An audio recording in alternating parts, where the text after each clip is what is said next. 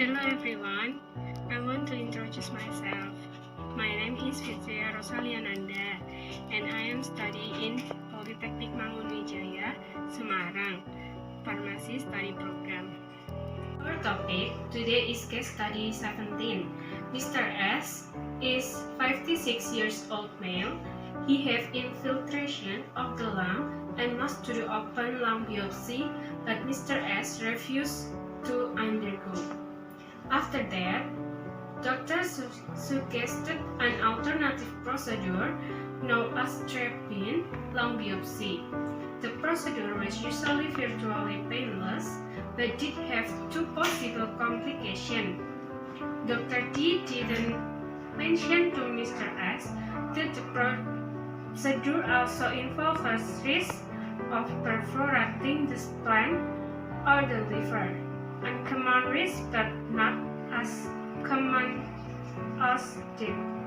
Apparently, our Dr. D was not aware of this risk. Finally, Mr. S consented in writing to the drop-in biopsy procedure, but Mr. S was anxious, apprehensive, and nervous. Instead, Mr. S winced and moved, causing his parent hand be perforated. Before answering the question of case study 17, I will explain you about open lung biopsy and drop-in lung. What is the difference and why informed consent is important? A lung biopsy is a form of medical operation. The procedure often involves the removal of tissue or growths from the lungs.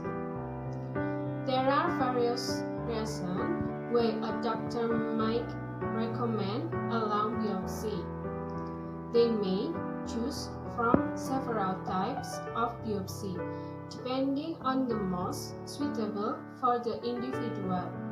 People can experience some anxiety ahead of a biopsy.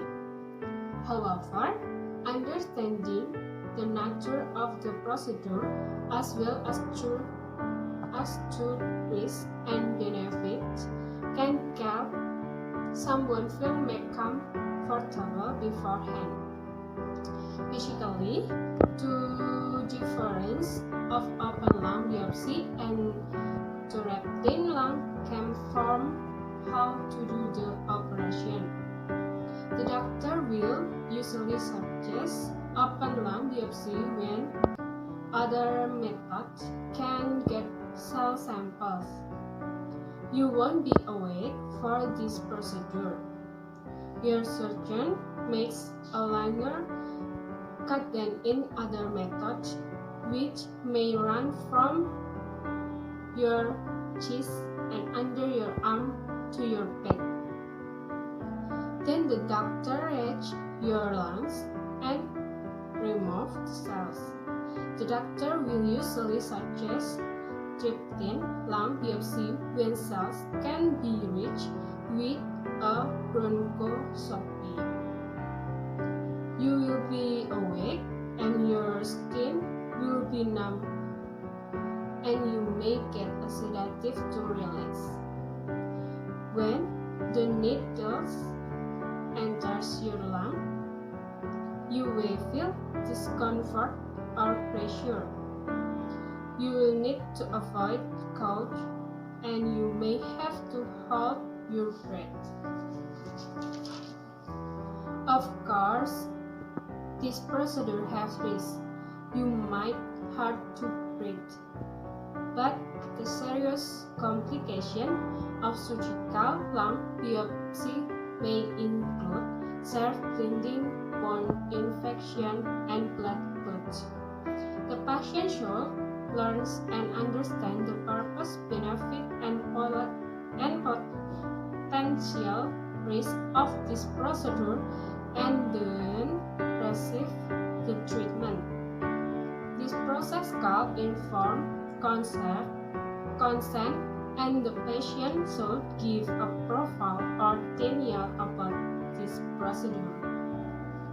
Okay, the question of this case is taking into consideration that Mr. S, an extremely anxious patient, so the doctor have acted differently with respect to the explanation he have to Mr.